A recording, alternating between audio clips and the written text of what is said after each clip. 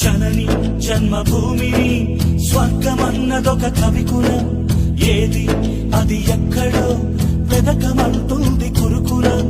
గుండె పిండుకొని తాగిన గుప్పెడు పాల గురుతులేనప్పుడు పోత పాల సీసాల కోసమై పరుగులాటలే ఎప్పుడు. So that what you say? I love my India, lovely mother India. You too love India, do love mother India.